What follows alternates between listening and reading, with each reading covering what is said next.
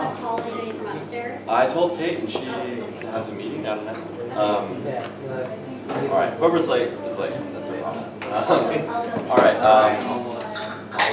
So you guys might have seen this. This is Jack Sims. Mr. Torbett is coming to visit us. He's doing a talk tonight as well. Before I ask him to give an intro and dive in, I will do the usual. Everyone stand up. One person from each company. Tell them a little bit about what you do.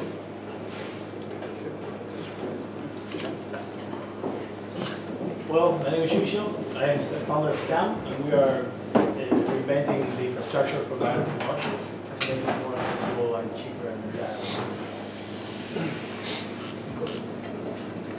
My name is Shubhajit Das. I'm the CEO of Convalesce.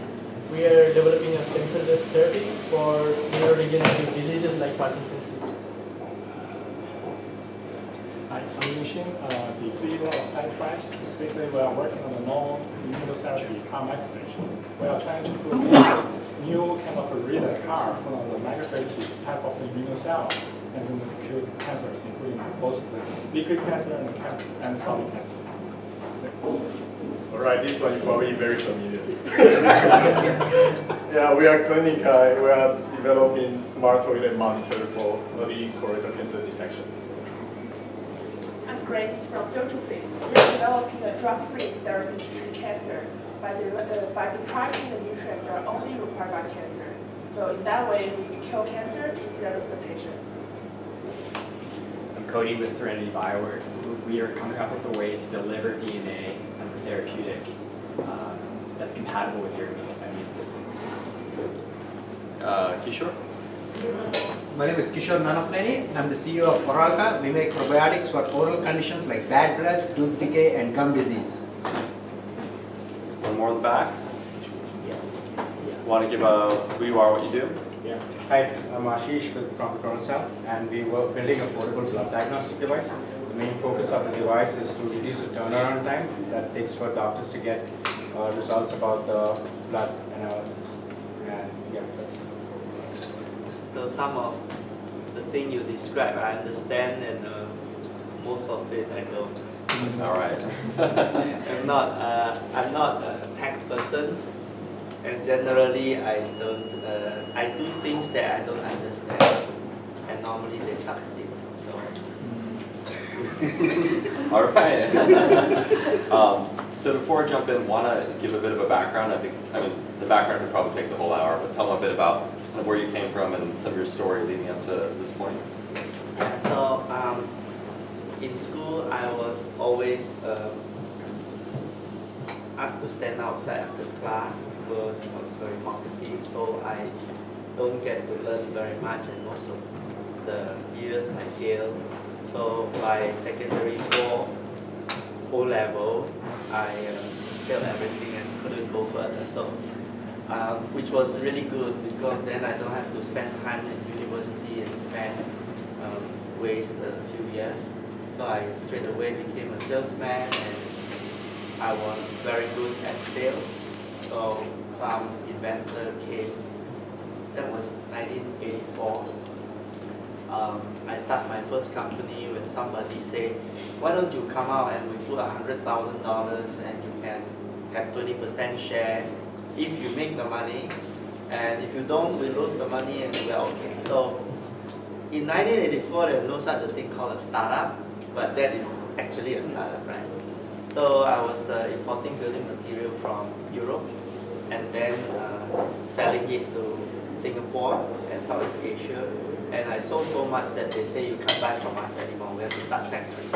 So we started the biggest roof tile factory in Malaysia, about $110 million. And then biggest brick factory also in Malaysia, about $60 million. So after that, I discovered that running business is quite easy, so much easier than studying. So I built a whole series of 16 businesses in 16 years, including the Australian International School. And then by 40, I retired and I do social work. And I didn't draw a salary for 21 years now. And it's been very, very fun. I think I like this second half more than the first half. I'm 61 now. All right, we're going to go a little bit chronologically to start. Okay. One of the interesting things, doing 16 companies in all these industries, here there's founders across a lot of industries too. Yeah. When you look back, how did you as a CEO and founder, how was your role always, how are you able to kind of keep evolving in new industries and keep a role as a CEO? What was the similarity across those? So I'm very seldom managing the company. I'm very good at starting fire.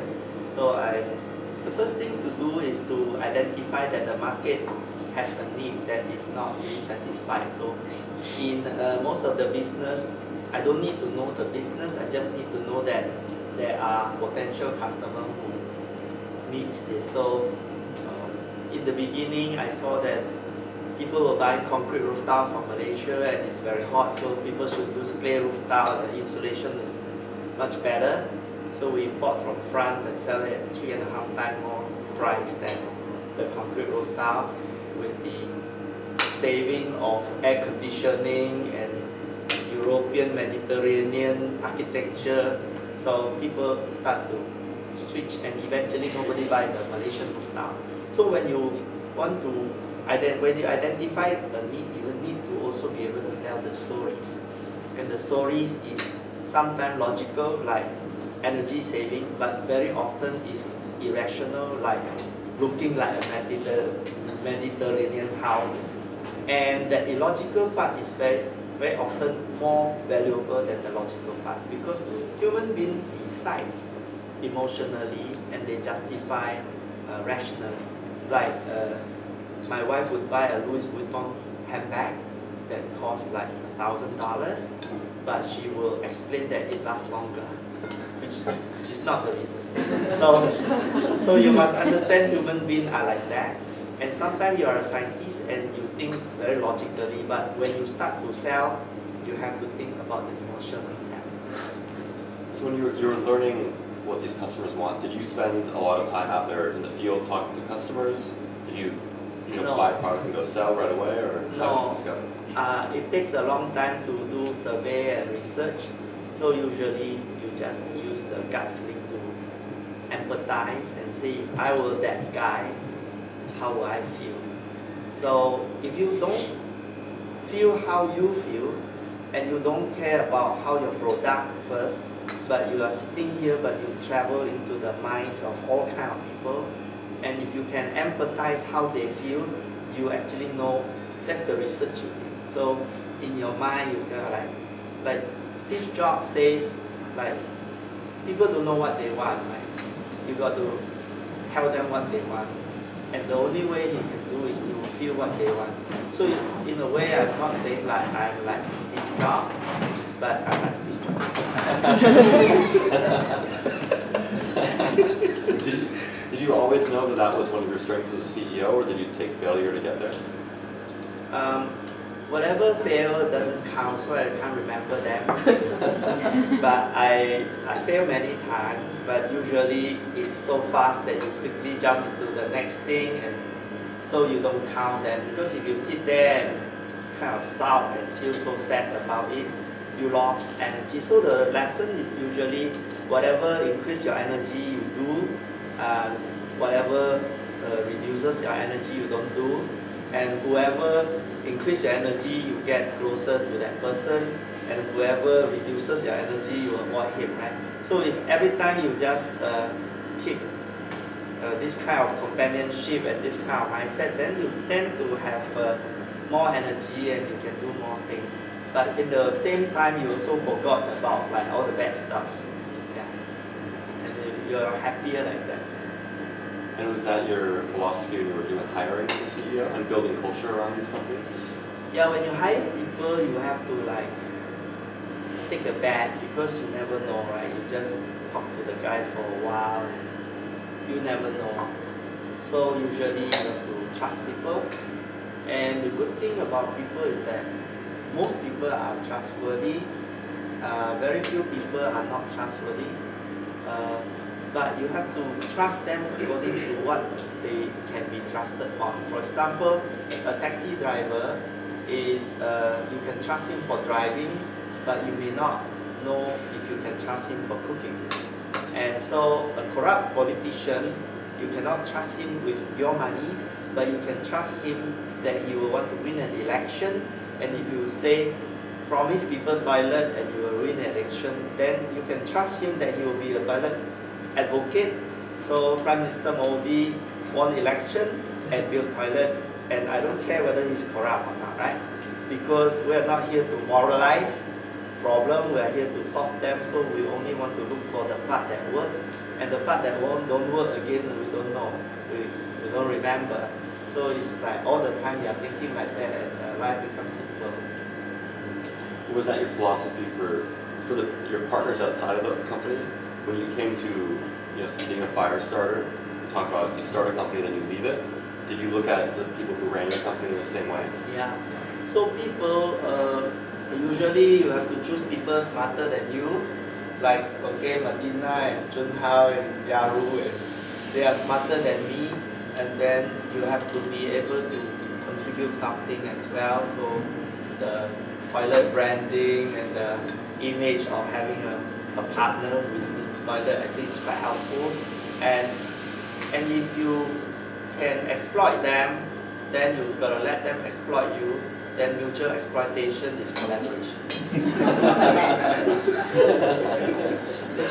That's good advice, Hub. Yeah. So I'm curious now, looking back, you've done 16 companies, you're now in the social space for 20 years. If you talk to the young you who just started his first or second company, what advice would you go back and give that person? When I was first, when I started my business, I worked my staff to the bone, and I don't know that. I was the slave driver, so I started working. Everybody, like, we start work at 10 o'clock, and then we'll finish at midnight, and tomorrow we'll start at 10 o'clock, we'll finish at midnight.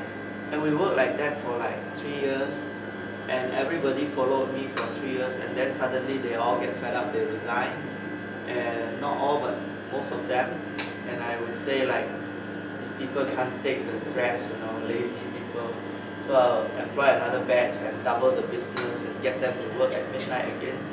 And after a while, they will resign again, and I don't know. I thought, these are just people who can't take the stress, And eventually I got married, then I realized that, hey, actually people have to go home.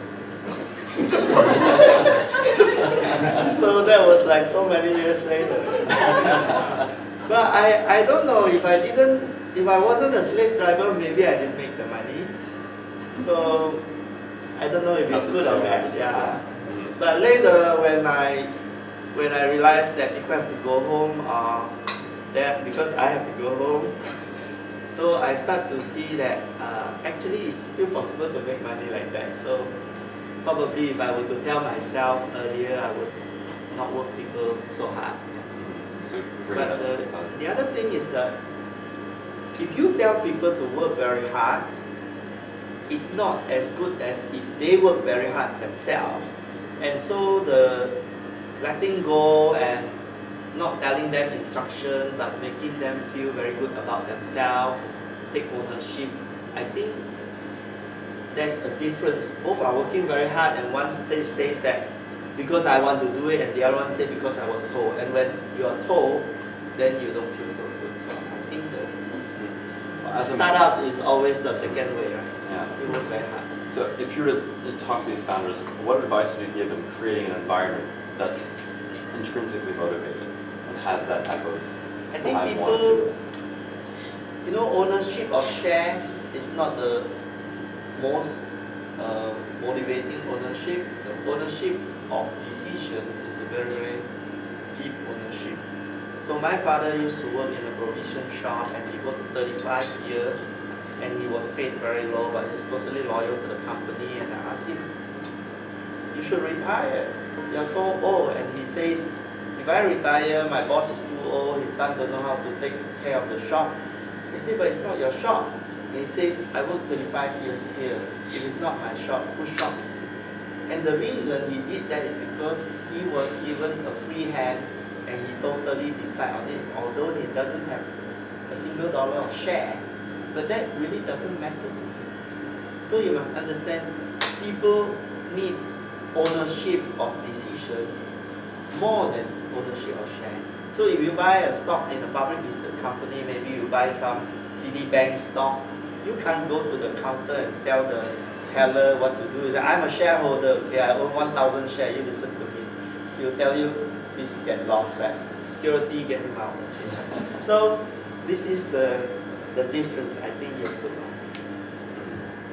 And kind of diving into that just a little bit more, one of the things here is founders, you have to make a lot of decisions very quickly, and the environment in 4 months, people are moving so fast. And balancing giving people that are hiring ownership versus making a decision and then just executing as opposed to spending all the time explaining that. How do you look at that and balancing the being open and transparent, but also moving very quickly? Yeah, I think you have milestone, but you also know that all the things you write in your plan is not really the last plan, right? Every time change, everything change. So you have to change, and then if it don't work, you quickly change and you quickly adjust. So you have to be very, very agile. So being very attached to an idea sometimes can be very bad. And you need to be very immersed, but you need to be very detached so that simultaneously you can change, you can pivot, or if it works, you can be very, very immersed. So these two are simultaneously happening. And if you are able to know that, then it's easier, because otherwise you get stuck with a romantic relationship with your idea or your invention. And you know, romance doesn't pay the electricity bills and school fees, so you really have to be practical about it. The girls will tell you that. Romance advice. But they still want the romance. Yeah.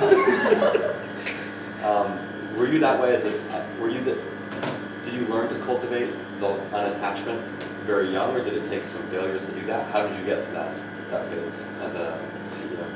But basically, I'm always a failure from the very start. I failed in school, and I just kind of forgive myself, because what else can I do, right? So I'm always feeling like inadequate, and that's a good thing, because then you don't have too much expectation of yourself, and every time you could just laugh it off, and you try things that you could say, if everything comes to zero, it's the same as day one. Day one you have zero, so if after all this it still comes to zero, oh, it's the same like day one, right? I think that is a kind of attitude you have to tell yourself. But once you start to have a family and bills and kids and university school fee, you don't want to be at that stage where you can say to yourself, it doesn't matter day one, because now you really have bills to pay. So while you are young, try your best to quickly make all your trial and experimentation so that you can cross over the threshold. Once you reach financial independence, hive away the money, and the rest you're free from like all these dollars and cents and livelihood and food on the table that are issue. Then you become a free person. So you can choose. You can still continue to do what you want, but you know that you don't have to, and you can keep on like feeling free. And a lot of my peers, they continue to make more and more money, but they're very miserable because they couldn't get out of the trap. Once you are able to get out of the trap and you still don't get out of the trap, then it's very silly, right? You stay in the trap. So that if your startup eventually make some money, just put it aside, and all the rest you still can gamble on the table. But if you lost it all, well, you still got a fallback, and then your family, everything is okay. I think it's like that. And keep a very lovely relationship with the spouse, because whatever you are doing is so that the home is a house of love you can come back to, and if you lost that one, then what are you fighting for, right? You talked a little bit about identity, so how you didn't put your identity in making money, you put your money aside, then you were a different person. Whereas other people, you knew your identity was doing business, it was making money. So how did you look at that transition? What was the cause of the transition from running companies, doing 16 over and over and over again, and now going to more social movement types of work? So the reason I switched to social was also that business was very stressful, and it's also very boring. You keep having the same problem, not enough sales, customer delay payment, complaints, staff resignation, all kind of things keep on repeating itself. So at some point I say, is this the life that I want? So people want to buy the company, why don't we sell them and take some money and retire? So some companies you cannot sell because nobody wants them. And whichever ones people want them, you sell. Right? So I kept one which nobody wants, and today it's still running, and I'm building a World Trade Center for the poor on that land that we own. Why am I switching to an unpaid role? Is because I felt that when you think about yourself, you eventually become a miserable person. If you think about others, then your consciousness opens up and you become a joyful person. So why is it that people continue to think about themselves rather than other people? It's because the society socialized you to think for yourself. American individualism has been one of its biggest exports to the world, and everybody used to care about a community, and now people don't. People think about themselves, and then they celebrate the individual. So in the 3 months that I was classmate with Medina and Junhao in Singularity University 2 years ago, I realized that that Silicon Valley has a culture of wanting to be awesome. And what's that for? So nothing, right? So people say you're awesome, and oh, so nice. I don't know what's that for. So they have this craving to be celebrated and to be awesome. And I think this is very superficial. And when they feel stressed, they go for yoga and short meditation. You don't search deeply into your soul and have your spiritual balance. And I think a lot of people enter into depression, and some really sad people, very negative, commit suicide, a lot of divorce. You don't have to pay this price for whatever success you want. I think if you were to have the courage and curiosity of Silicon Valley, but also have the spirituality of the East, right? The Indian, the Chinese, the Japanese, this kind of combination, I think, will be very, very good. And if you are able to have this balance, you will both have purpose and you will both have success. And so after I do social work, I start to realize that every year there's about $150 billion of foreign aid, and it doesn't create much impact like the United Nations and all these NGOs.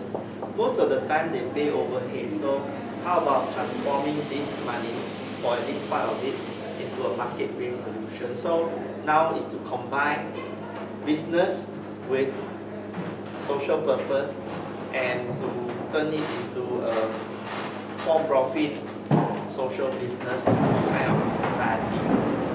And most social entrepreneurs did not go to scale because the social entrepreneurs are thinking themselves also. And that again is the reason they become the obstacle to their mission. So sticking on that of Silicon Valley loses community for the individual.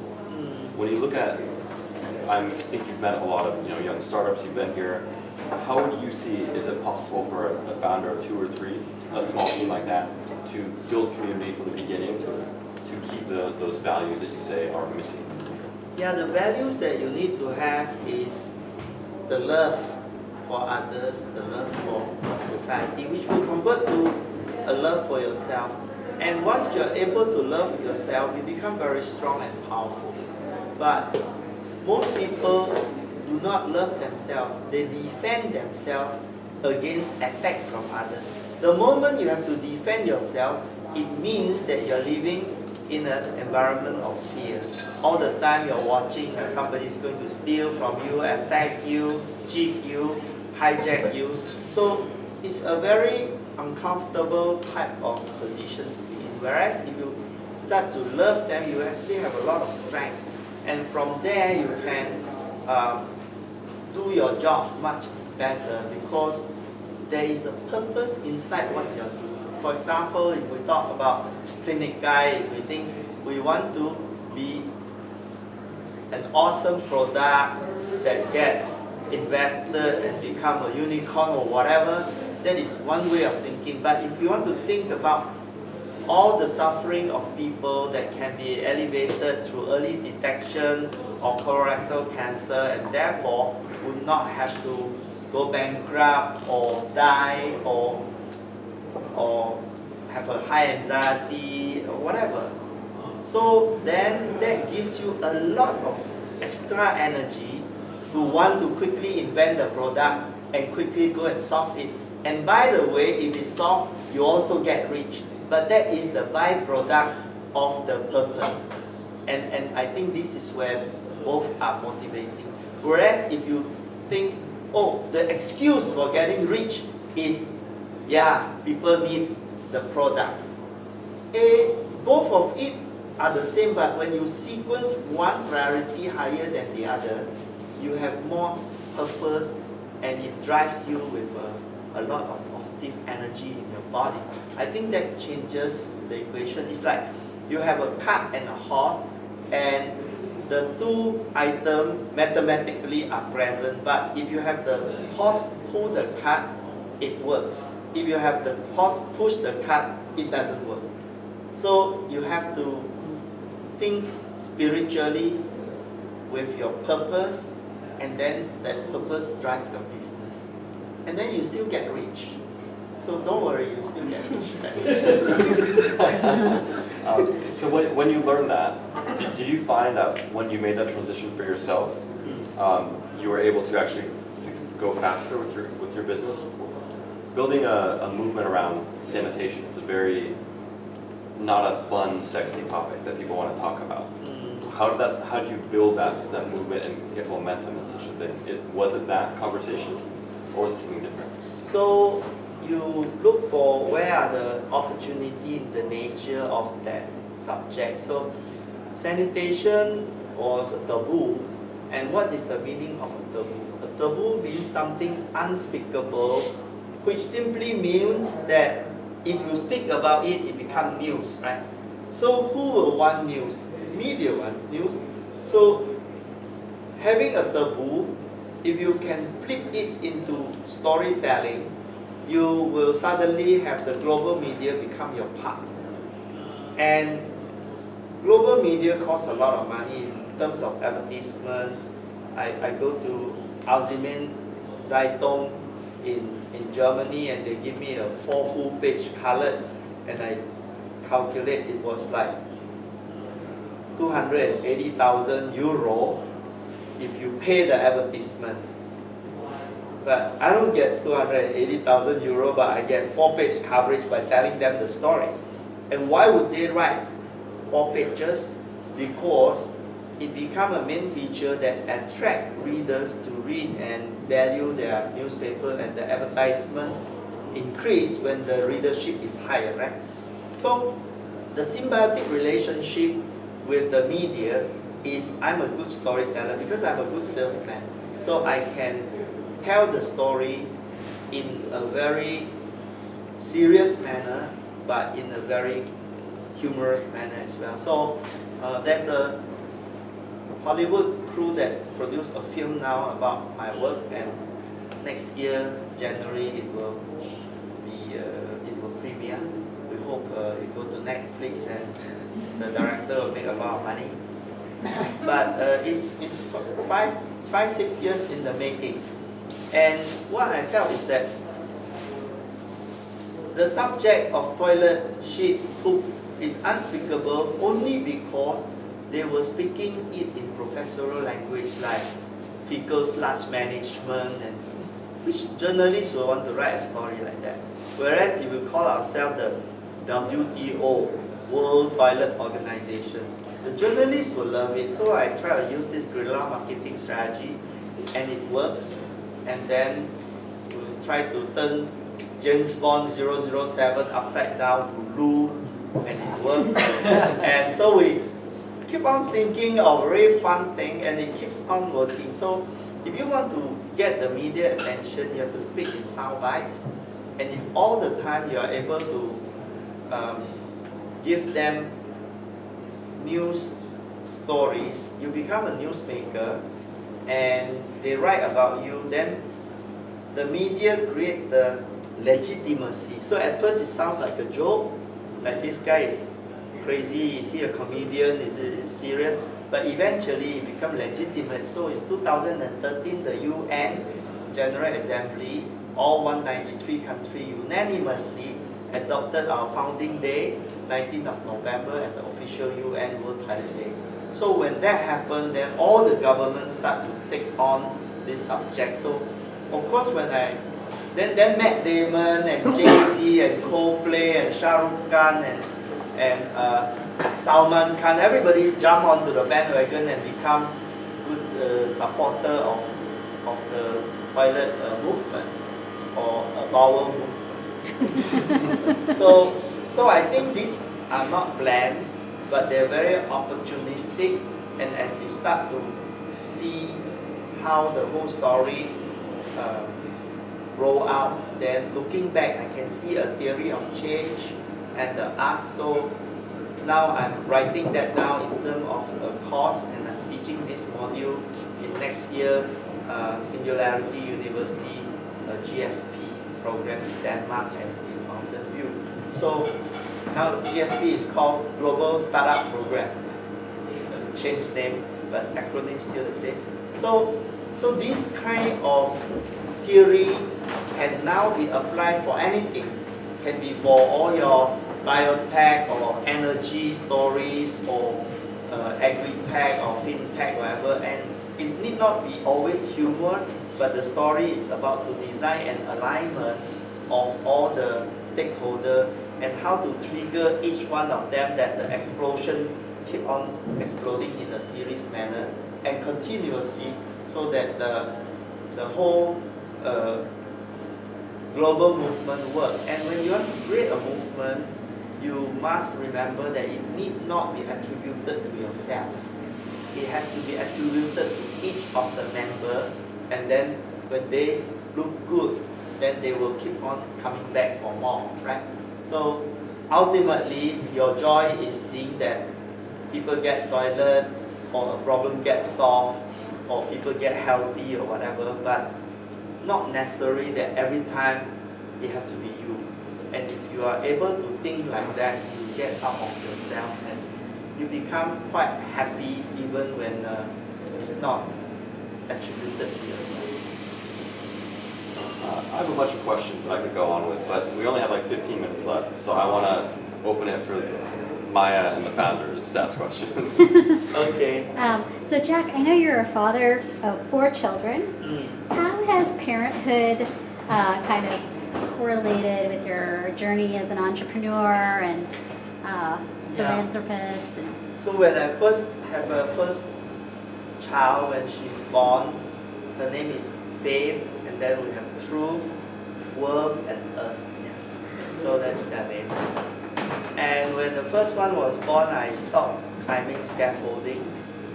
I was always like inspecting installation and climbing scaffolding, but I stopped. I become a bit more afraid to die, and then I feel like all these, the children are so vulnerable, and you don't want to risk. So I quickly do a few things. First, I move money aside so that this is now not mine. This belongs to the wife, and she will take care of the kids. And for myself, I start to set up an app to my expiry date at 80 years old. On my 80th birthday, I will die. And so today I have, see how many days left. Yeah. So every day I have a countdown, and I know life is precious. And I today have 8,734 days left. So it's not 6,734 days. So it's less than 1,000 weeks, right? It's like 900 over weeks. And so you don't want to quarrel, you don't want to fight with people, you're going to die. So you want to make every day useful. And so it gives you energy. Knowing when you're going to die is not scary, because I can promise you, you're all going to die. Sure to die. Anybody thinks you're not going to die? And then only Ray Kurzweil thinks you'll never die, right? Everybody else dies. I tell you, Ray Kurzweil will die. So what happens is that if you know that for sure you're going to die, then what will you tell yourself on the last moment or last couple of days before you die? You want to say you got a lot of money, you're not going to spend it. What is it? So these are personal questions you have to ask yourself. Anyone? Oh yeah. So you talked about making plans and how you should be very immersed but also unattached. And I found that the hard way that is true, because you got very romantic with what you're working right now. But how do you manage to protect your employees or your team members of that?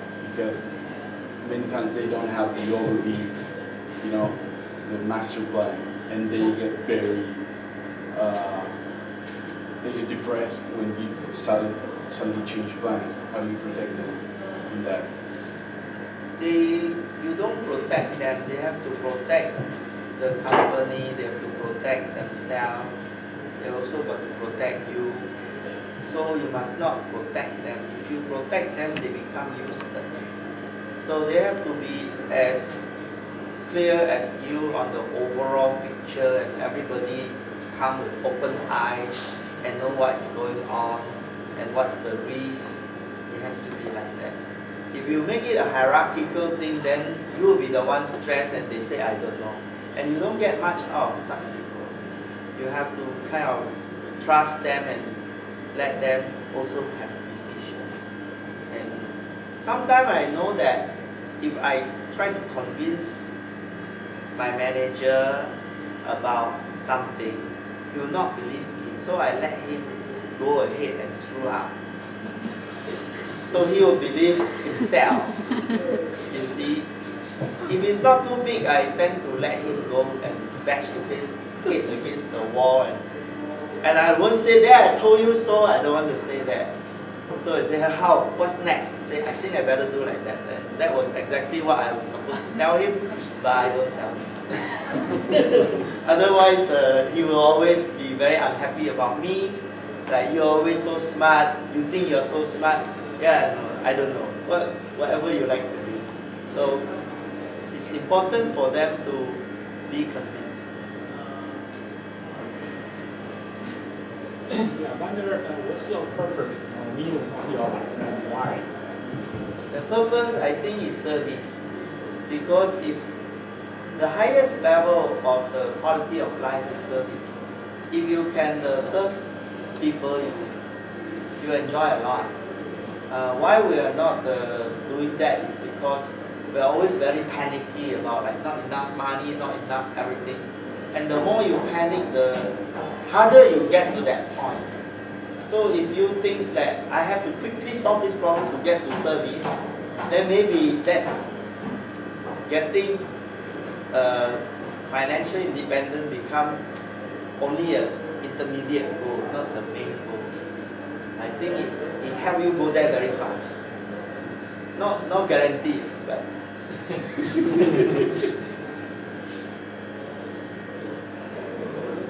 Anyone else questions?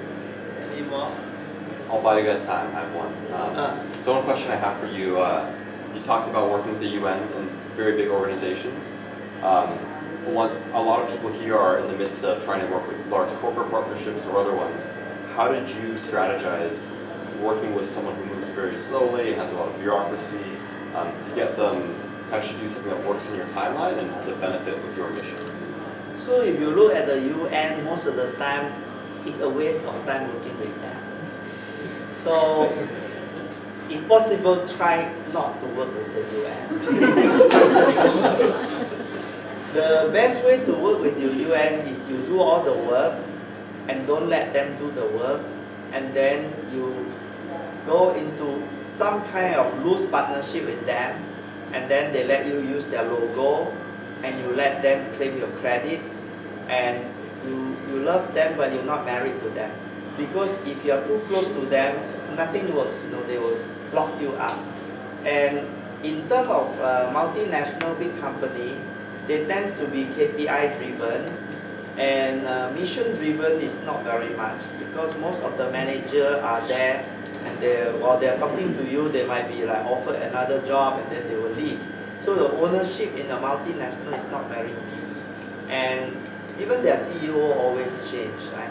So try to use them in a pragmatic, short period kind of way. In companies where it's owned by an owner or a family, it's not public listed, you tend to be better with a long-term relationship. And working with small, medium enterprises, you can be a friend. If he's an honest guy, you should be his friend. But the multinational and big organization or university, they are mostly just covering their personal safety first. And then in the government, there would be one or two person who you can sieve out that really support, and it's not the government but that person.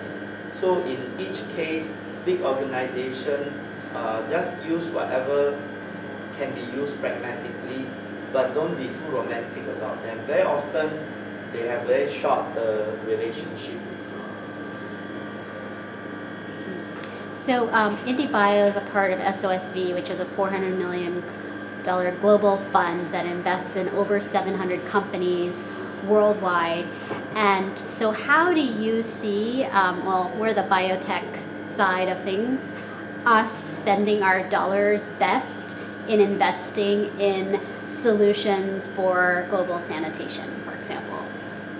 So sanitation itself is very wide, so you can do the treatment, you can do and the treatment itself is very wide, and then you can think about the water, the residual, the agriculture, the health, the education in school. So you can come from tourism income, you can stretch it to everything. But when you do biotech, you are scientists, you are all PhD, but and I'm not, yeah. So what you need to do is to think the externality that will happen when the product become used and successful, and you price the entire externality. Then you tell the story about not just like colorectal cancer can be cured, but if it's not cured, how much it is. It costs $150,000 if you have stage 4 or you die, and then if you have at stage 2, you probably spend like $50,000 to $70,000, and if you are early detection, you probably spend very little, right? So those are the actual stories you want to tell. I don't know if I answer your question or. Yeah, I mean, I think because we're looking at how we can potentially help clean up the oceans using biotech, and I Yeah. know sanitation is one of those big areas of concern that really affect the ocean. Yeah. And so water treatment, for example, is a big one. Where land You development. use the duckweed and then you turn the duckweed into biofuel, and the ship keep on producing all these nutrients that goes out to feed animals and all that. So I think if you can figure those things out, the ultimate thing of whatever you are doing has to end up doing something good. And you are 3 years old, what you need to do is to have one that makes money back, and then the patience of the SOSV will be long, right? I think when they invested in this, they knew that biotech is a win big and lose a lot type of business, and I think they came with their eyes open. Just that you couldn't do this for 10 years with no big ones happening, but I think it will. Would you all believe so, right? So I think something will happen if you keep going. Providence is helping you.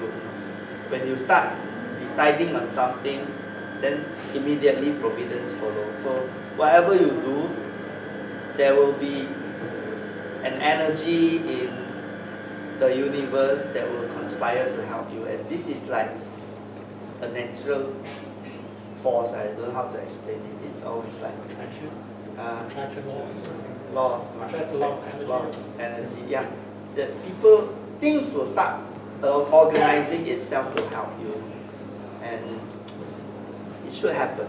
Yeah. What else? Time for one last question. Yeah, I wonder how do you develop your vision or mindset? So gradually to when do you develop it? So from young kids, or how do you run your business and target a lot of people? How do you develop your mindset? I don't know. Do you know? I think it's just like being opportunistic, and every time you. Maybe the answer is don't grow up. To be a. Born like this, or talent, or like Yeah, it's like I'm 61 years old, but I'm like a small boy. I'm always curious, asking stupid questions. Why is it not like that? Why is it like that? And if you don't grow up, it's easier, I think. If you grow up, you stop asking questions because you are very afraid to ask stupid questions. But if you continue to ask, maybe life is not so complicated. All right. Okay, the last one. Maybe a little corny, but do you have a dream, Chef? Yeah, I have many dreams. I hope that I can be an artist, and I hope to spend a lot of time romancing my wife, and I hope to stop at some point, but I'm very addicted to it and I didn't stop, so I don't know which point I will go to do this two very personal thing, like painting and romancing my wife. Because nowadays I don't see her, I'm always flying around. So not so good. I think mostly the graph will go to a peak and then it will come down. Maybe if I got sick and then I will change. All right, well, everyone, let's thank Jack for coming out.